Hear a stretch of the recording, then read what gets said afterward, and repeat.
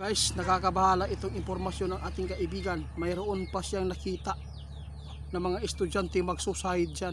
Kaya tandaan po natin mga magulang, baka may mga magulang na nagkakaroon ng mga paputok dyan. Ingat-ingat po, huwag po natin na ipapakita lagi sa ating mga bata.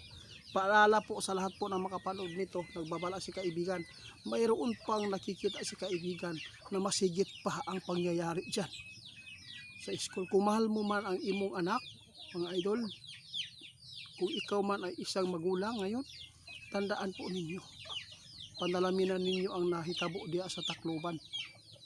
Kung mahal mo man ang imong anak, disiplinahag tarong.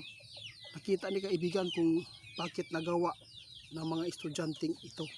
Yung nangyayari doon sa Cavite, Trias Cavite, na naksak, ilang sinaksak niya. Yung nangyayari doon sa Tacloban. Ang problema lang, isinisisi po kay Duterte. Administrasyon ba di Tatay Digong? Noong si Tatay Digong po ang namuno, hindi po yan, wala pong ganyan. Wala, ngayon lang, administrasyon ni BBM kasi, protektado po ang mga minor de edad. Kaya, nagpabaya. Si Tatay Digong noong siya po ang namuno, wala ka makikitang ganyan.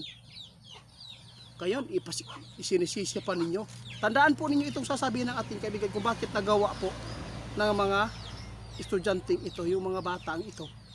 Paalala lang po sa mga magulang, kung mahal mo man ang iyong anak, ito po ang tingnan po niyo maigi, kaibigan. Maghanda po. Maghanda kayong lahat dahil marami pang mangyayaring hindi maganda sa eskwelahan. Mas higit pa doon ang aking nakikita ngayon. Lalo na naumpisahan na po ang pangyayaring ganyan. Mga idol, mayroon pong babala si kaibigan kung bakit humahantong ito sa hindi maganda pag-iisip ng mga bata. Kung bakit nagsusahid, parang nang aataki. Dahil po dito sa isa, tama ka. Subaybayan ninyo ang ating mga bata. Alam natin hindi po lahat ng oras na subaybayan po natin kapag nandun na sa eskwelahan, sa loob ng paaralan. Pero makikita mo ang iyong anak kung ano po ang ginagawa. Pag nakita mo, nag-iba na po ang ugali, nag-iba na po ang kanyang anyo, isa na po dito ang paalala ng ating kaibigan. Huwag natin pabayaan na maglaro ng cellphone na aabot po ng 8 hours.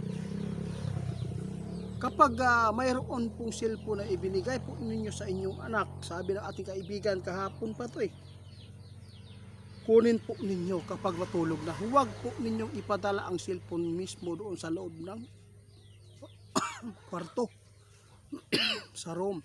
Dahil hindi po ninyo alam kung ano po ang pinaglalaro. No? Baka nakapanood siya ng mga bastos. Kaya hindi mo na subaybayan. Magugulat ka lang, ng rape na.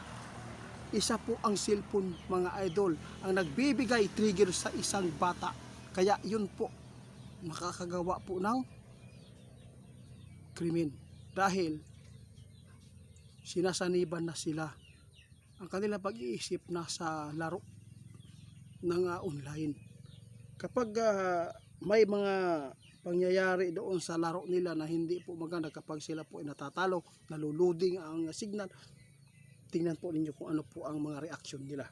Kaya yun po, ang cellphone, mga idol, isa po yan sa nakapagbigay po ng masamang pag-iisip.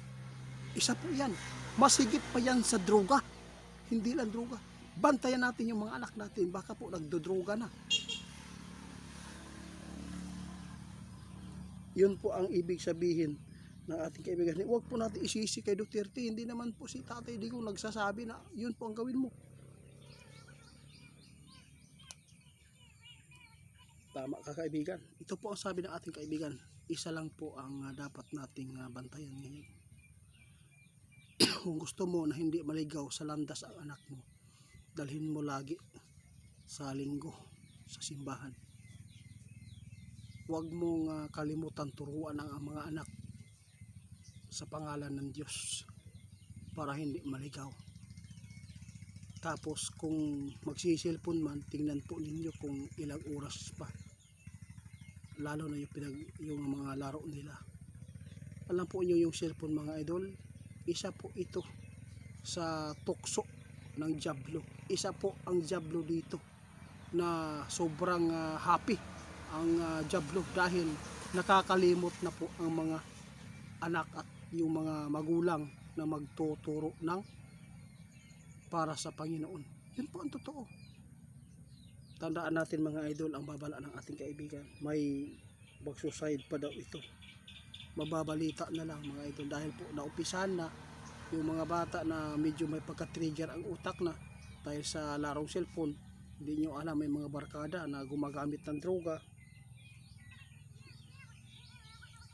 Natakot si kaibigan, no? Guys, paalala ha, mayroon pong hinulaan si kaibigan ngayong hapon na to. Mayroon pang magulang na posibleng mabibiktima ng kaniyang sariling anak. Posibleng siya mismo ang kikitil sa kanyang magulang dahil sa laro ng cellphone, droga. Guys, maraming salamat. Paki-report yung sa 188 fans 2.0. Maraming salamat sa inyo mga idol.